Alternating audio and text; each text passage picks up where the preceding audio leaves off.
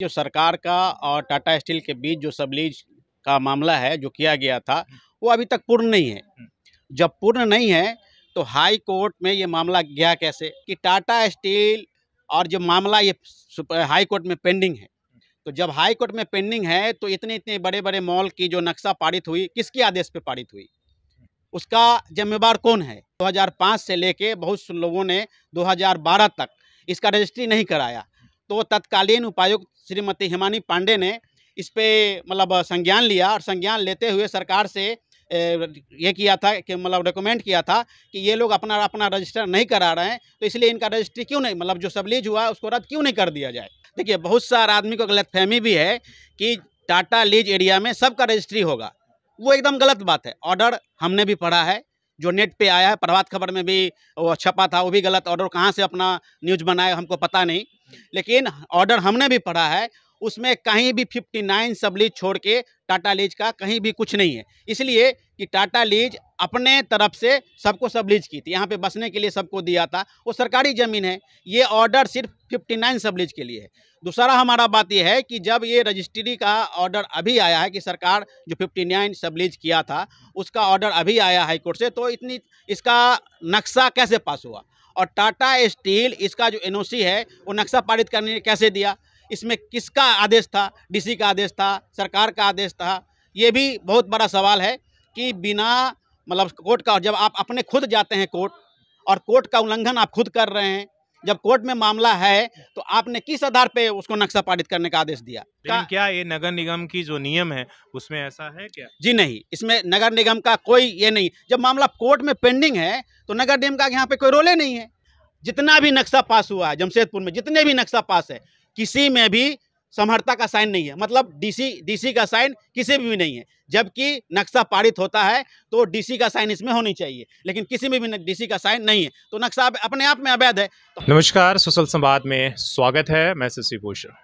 एक बहुत ही पुराना मामला है शहर के लिए, 59 लीज मामला, जिसमें हाई कोर्ट का निर्देश आया है कि अब जितने 59 सबलीज मामले में जितने ज़मीनों का आवंटन कंपनी ने किया था उसका रजिस्ट्री हो सकता है।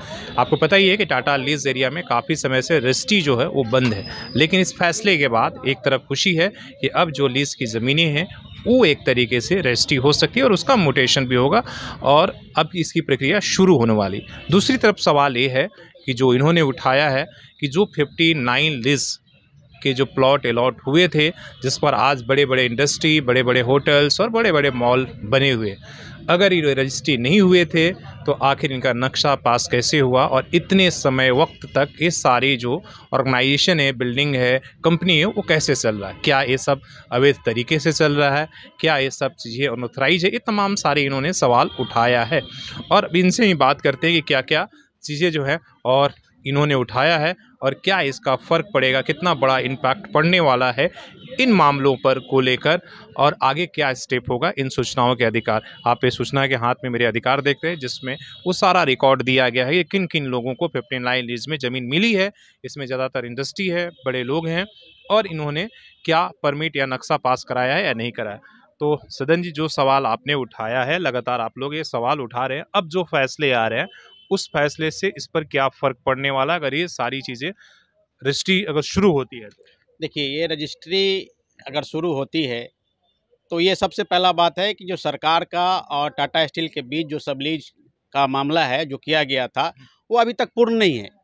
जब पूर्ण नहीं है तो हाई कोर्ट में ये मामला गया कैसे, अगर मामला हाई कोर्ट में गया तो इस पे फैसला हुआ कैसे, इसलिए कि जितने भी सबलीज मैटर है वो अभी भी सरकार के अंदर पेंडिंग है।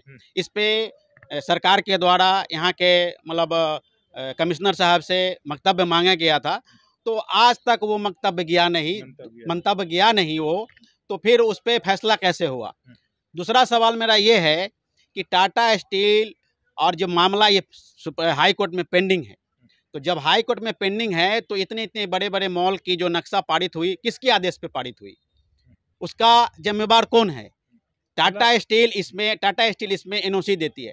जब ये मामला जमीन रजिस्ट्री नहीं हुआ है, टाटा स्टील को अब परमिशन मिला है कि आप उसको परमिशन दीजिए और सरकार को सूचित कीजिए कि रजिस्ट्री है। ये मामला बहुत पुराना है, ये मामला 2005 का है। 2005 से लेके बहुत से लोगों ने 2012 तक इसका रजिस्ट्री नहीं कराया। तो तत्कालीन उपायुक्त श्रीमती हिमानी पांडे ने इस पे मतलब संज्ञान लिया और संज्ञान लेते हुए सरकार से ये किया था कि मतलब रिकमेंड किया था कि ये लोग अपना अपना रजिस्टर नहीं करा रहे हैं, तो इसलिए इनका रजिस्ट्री क्यों नहीं, मतलब जो सबलीज हुआ है उसको रद्द क्यों नहीं कर दिया जाए। तो उसके खिलाफ में ये लोग हाई कोर्ट गए उस ऑर्डर के खिलाफ में। तो मामला जब अभी आया है तो किस ऑर्डर के तहत फैसला अभी आया है।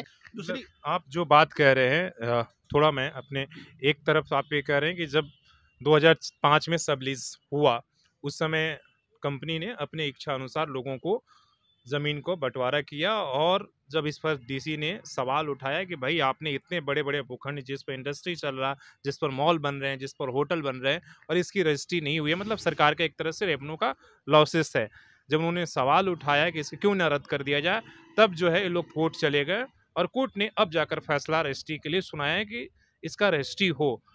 तो इसके बीच में नक्शा कैसे पास हुआ, या क्यों, किसने बनाने के बिल्डिंग बनाने के परमिशन दिया, और कैसे ये सारी चीजें हो, मतलब ये सारी चीजें जो है एक किस आधार पर हुआ, ये सारे सवाल बात आप उठा। जी हाँ, जी हम इसी बात को उठा रहे हैं कि आखिर जब ये हाई कोर्ट का ऑर्डर अभी आया है कि इसका रजिस्ट्रेशन होगा। देखिए बहुत सारा आदमी को गलतफहमी भी है कि टाटा लीज एरिया में सबका रजिस्ट्री होगा, वो एकदम गलत बात है। ऑर्डर हमने भी पढ़ा है, जो नेट पे आया है, प्रभात खबर में भी वो छपा था, वो भी गलत ऑर्डर, कहाँ से अपना न्यूज़ बनाए हमको पता नहीं, लेकिन ऑर्डर हमने भी पढ़ा है। उसमें कहीं भी 59 सबलीज छोड़ के टाटा लीज का कहीं भी कुछ नहीं है, इसलिए कि टाटा लीज अपने तरफ से सबको सबलीज की थी, यहाँ पे बसने के लिए सबको दिया था, वो सरकारी ज़मीन है। ये ऑर्डर सिर्फ 59 सबलीज के लिए है।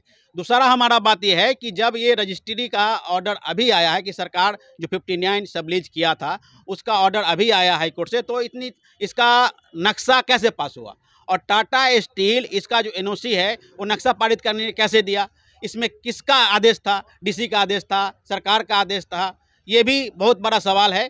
कि बिना मतलब कोर्ट का, जब आप अपने खुद जाते हैं कोर्ट और कोर्ट का उल्लंघन आप खुद कर रहे हैं, जब कोर्ट में मामला है तो आपने किस आधार पे उसको नक्शा पारित करने का आदेश दिया।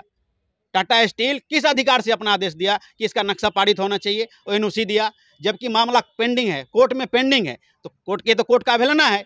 इस पे भी मतलब हाई कोर्ट को संज्ञान लेना चाहिए कि मेरा आदेश के बिना इसका नक्शा कैसे पारित हुआ। यहाँ बड़े बड़े सवाल कोई उठाएगा तब ना पूछेगा। आपने मान लीजिए आपने सूचना मांगा, आपको सूचना मिल गया कि कितने लोगों ने नक्शा पास करा है, कितने लोग बिना नक्शा का ये कर रहे हैं। जी देखिए, तो हमने जब हमको ये मतलब पता चला कि इस पे बहुत सारा नक्शा पारित हुआ है, तो इसी के कारण हमने 2021 में इससे मांगा कि कितना का नक्शा पारित है और किसके आदेश से। तो हमको जेनेसी ने जवाब दिया कि हम टाटा स्टील से एनओसी लेते हैं और उसी आधार पे नक्शा पारित करते हैं।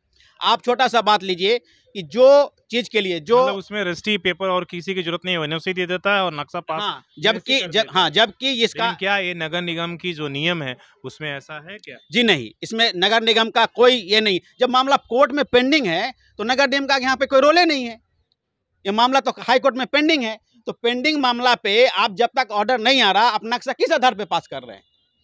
इससे साफ जाहिर होता है कि लाखों लाख रुपया लेके नक्शा पारित हुआ। इसमें टाटा स्टील का लैंड विभाग और यहाँ का जो विशेष पदाधिकारी है उस सब का मिली भगत से यहाँ पे लूट मचा हुआ है और गलत हो रहा है। इस पे तो संज्ञान फिर से हाई कोर्ट को लेना चाहिए कि जब हम ऑर्डर अभी दिया तो 2015 क्या बोलते 15, 16, 17, 18 में इतना नक्शा कैसे पारित हुआ, और नक्शा पारित भी हुआ तो वो अवैध है। और सबसे पहला बात है कि देखिए ये खास महल एरिया में भी इसमें यहाँ पे लागू होता है। ये खास महल भाई एरिया में ये आता है, खास महल एक्ट भी यहाँ लागू है।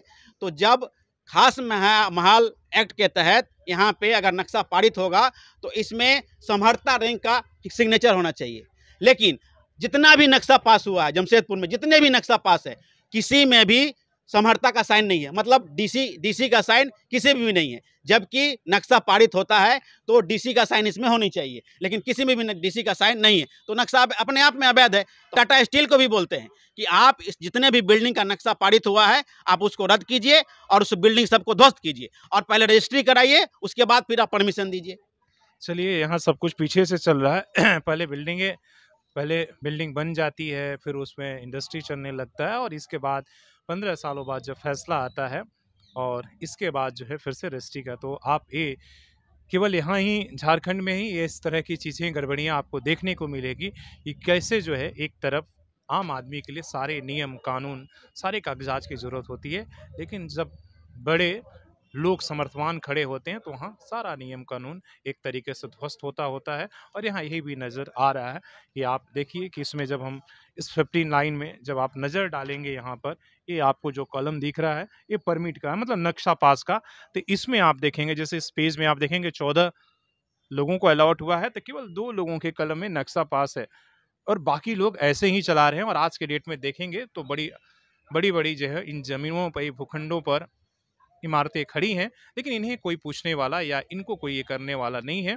लेकिन जब आम आदमी घर बनाता है, अगर वो कोई नक्शा का विचलन कर ले, तो सारी जो है मशीनरी वो हमारी सरकार की एक तरीके से एक्टिव हो जाती है, बुलडोज़र ये पहुँच जाता है और चल भी जाता है। लेकिन इनके पास एक नोटिस भी भेजने की शक्ति नहीं होती। जब आप नज़र दौड़ाएँगे और इधर डालेंगे, तो आपको इससे बड़े-बड़े बवंडर लगेगा और आपका दिमाग खराब हो जाएगा कि आखिर ये कुछ नियम कानून है भी या सब कुछ जो है अलग से ही चल रहा है सरकार।